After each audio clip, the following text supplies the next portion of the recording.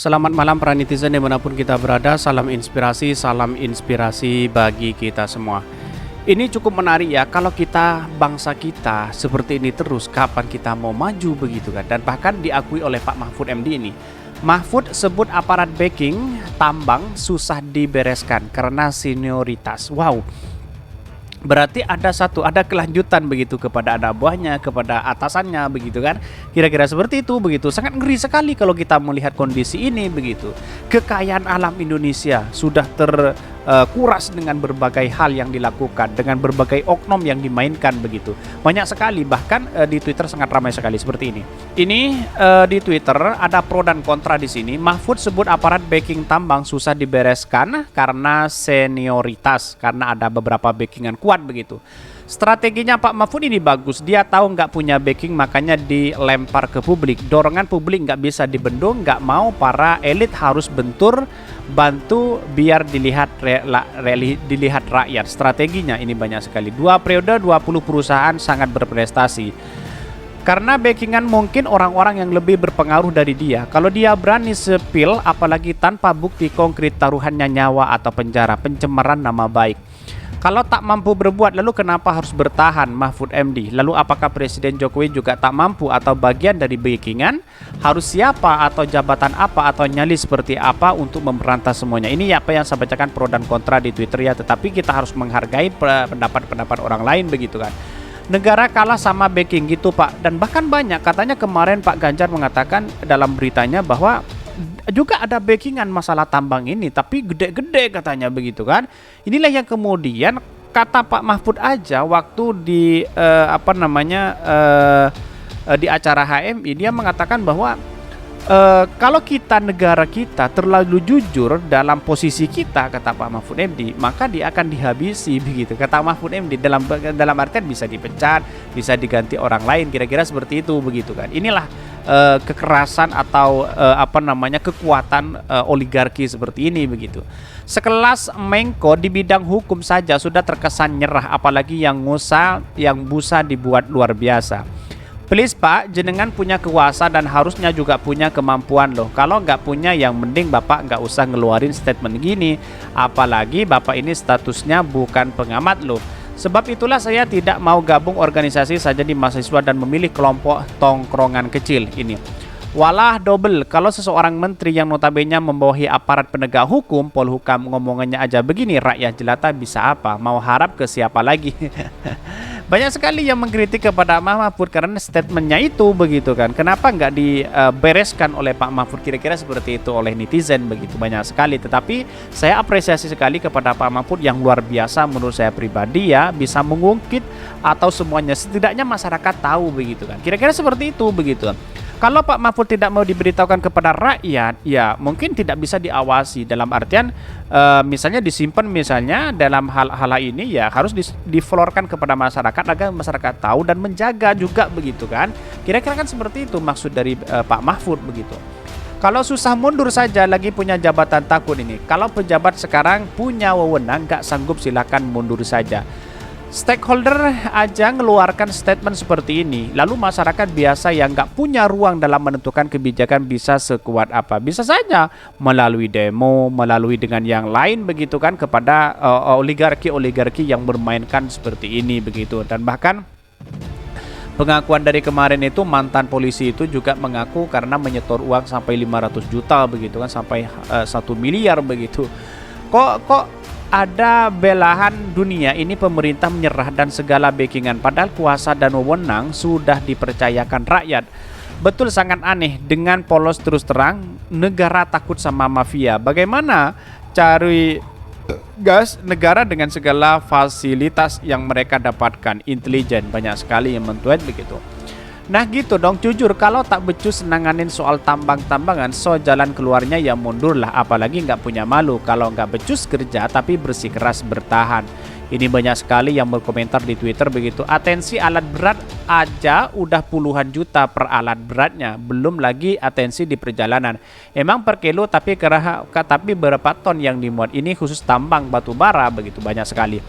Tetapi saya rasa apa yang dilakukan Pak Mahfud perlu diapresiasi sebenarnya. Dalam artian saya tidak mendukung siapa-siapa, tetapi kami sudah menunjukkan keberanian diberikan kepada masyarakat berita ini agar masyarakat juga mengawasi begitu kan, tidak hanya Pak Mahfud, tidak hanya orang lain, kira-kira kan seperti itu analisanya begitu kan. Inilah yang kemudian menjadi catatan penting bagi kita. Tetapi di satu sisi Pak Mahfud juga dikontrol oleh publik begitu kan, di satu sisi kan seperti itu begitu, agar hal-hal seperti ini jelas begitu. Seperti teman-teman yang di publik ini kan banyak yang berkomentar, itu bagian dari demokrasi yang perlu aspirasi masyarakat yang harus kita dengarkan bersama begitu. Maka di channel Hodari Podcast Rakyat ini banyak yang nonton karena memang ini aspirasi masyarakat tersalurkan kepada pemerintah, walaupun di satu sisi ada yang mendengarkan dan ada yang tidak begitu. Kira-kira seperti itu. Yang penting kita berusaha bersama-sama begitu kan. Itulah gunanya Anda yang duduk di pemerintahan. Anda digaji oleh negara untuk membereskan persoalan seperti itu. Kalau nggak bisa, maka pertanyaan adalah Anda yang tidak bisa kerja untuk membereskan, atau negara yang tidak bisa membereskan. Ya udah mundur Pak, kalau nggak sanggup jangan maksain. Nanti presiden tinggal nyari pengganti Anda yang sanggup buat beresin. Tetapi kalau semuanya sama, ya sama aja cari menteri yang lain, belum tentu lebih baik daripada Pak Mahfud begitu. Kira-kira seperti itu. Dan bahkan di beritanya sangat menarik sekali seperti ini. Ini beritanya, Mahfud sebut aparat backing tambang susah dibereskan karena senioritas. Dikutip dari CNN Indonesia, Menko Polhukam Mahfud MD meminta semua pihak tidak menutup mata soal dugaan bisnis backing di kalangan aparat. Bahkan dia pun menyinggung soal sikap senioritas dan melanggengkan dugaan bisnis backing di kalangan aparat itu. Hal itu disampaikan Mahfud dalam acara Rakernas Satgas Saber Pungli. Dia menyinggung terhadap dugaan aparat backing tambang hingga pungutan liar di kompleks perumahan penduduk, namun Mahfud tidak merinci soal hal itu. Aparat membacking tambang, membacking penarikan pungutan di sebuah kompleks penduduk, lalu ada yang backing dan ada yang berani. Kenapa kita berpura-pura bahwa ini ada backing? Kita nggak bisa selesaikan karena senior kan, dulu yang backing, kenapa kita pura-pura?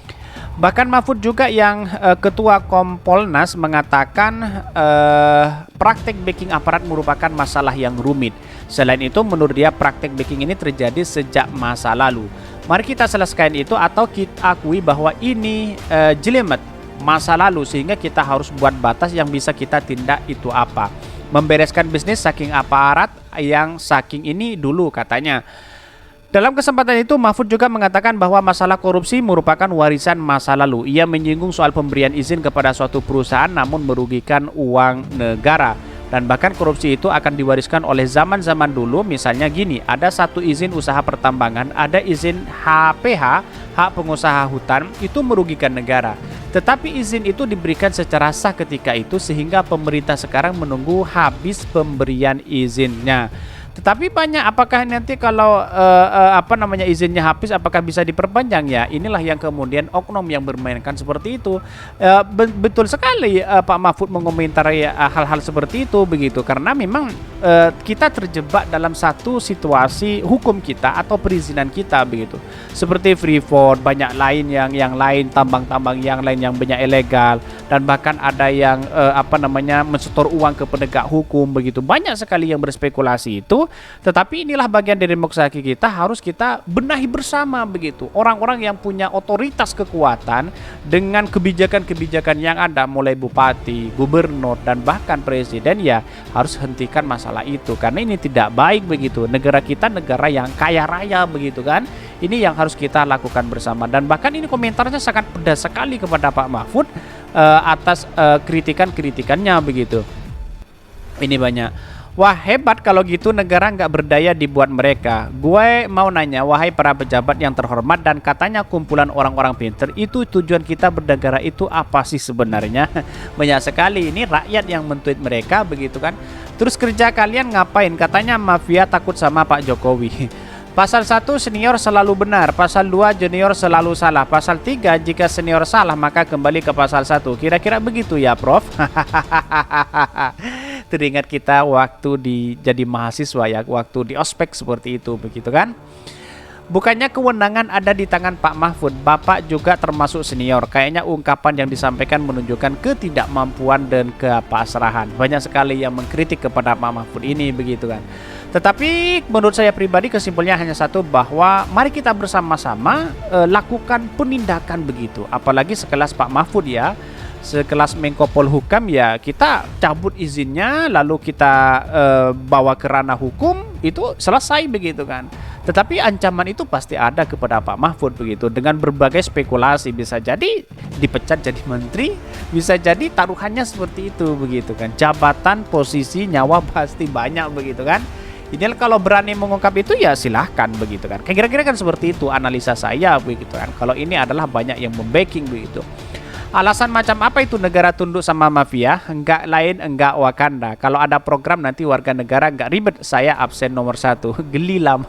Banyak sekali yang men-tweet mereka begitu. Inilah demokrasi kita begitu kan. Kita harus bemenahi bersama-sama. Kesimpulan saya hanya satu, bahwa mari bergandengan tangan bersama-sama membangun bangsa kita, perubahan kita terhadap nilai-nilai demokrasi kita. Tentu Anies Baswedan menjadi sebuah jawaban dalam semua masalah ini. Mungkin itu yang kami sampaikan. Tonton terus channel Hodari Podcast Rayan ini karena ada berita-berita menarik dan viral setiap harinya. Salam para netizen, salam inspirasi bagi kita semua. Jangan lupa di subscribe channel YouTube Hodari Podcast Rakyat ini.